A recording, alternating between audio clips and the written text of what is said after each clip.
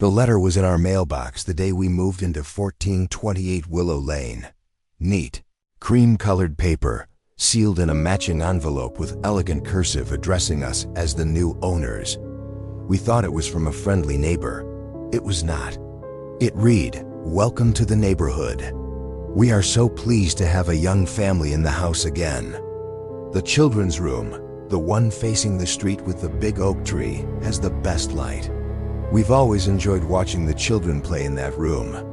We will be watching for your little ones. Sincerely, the neighbors." My wife, Sarah, shrugged it off as a weird, old-fashioned attempt at being welcoming. I felt a cold trickle down my spine. We hadn't told anyone which room was going to be the nursery. That was the first letter. The second came a week later. "We saw you painted the nursery a soft yellow, a lovely choice. It's so much brighter than the grim green the last family had.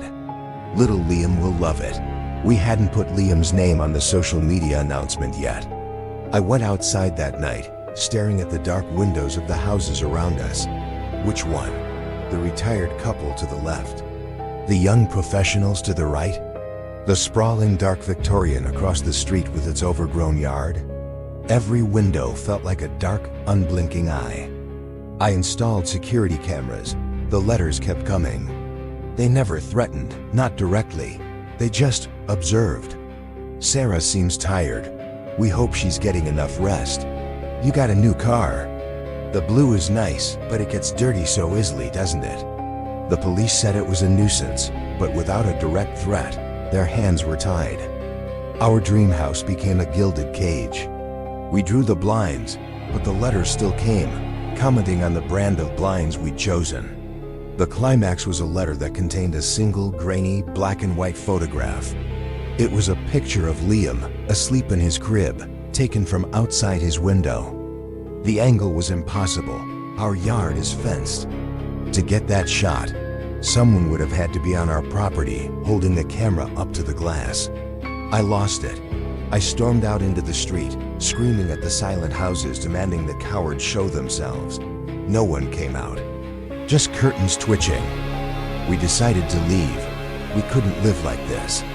We put the house on the market at a loss, and a month later, a young childless couple made an offer. On the day of the final signing, I did one last walkthrough of the empty, echoing house. As I stood in Liam's old room, I noticed a loose piece of baseboard near the window. I pried it off, not knowing what I was looking for. Behind it, tucked into the insulation, was a small, leather-bound notebook. I opened it. The first page had a single sentence written in that same, elegant cursive. "A house is not a home without someone to watch over it." I flipped through the pages. It was a log. Dates, times, observations about the previous families who had lived here. Their habits, their arguments, their joys. It went back decades. The watcher wasn't a neighbor. The watcher was the house itself. Or rather, someone had built a perfect, hidden network of peepholes and passages within the walls, a secret vantage point from which to observe every room.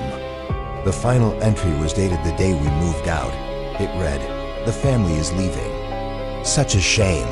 They were so interesting, but the new one seemed promising. "He's a writer. He will work from the study." I do so enjoy watching people create. I burned the notebook. I never told the new buyers. What could I say? But sometimes, in the dead of night, I get a cold feeling, and I wonder if the writer in my old house ever feels a draft he can't explain, or hears a faint, rustling sound that's not quite a mouse in the wall, but the sound of a page being quietly turned.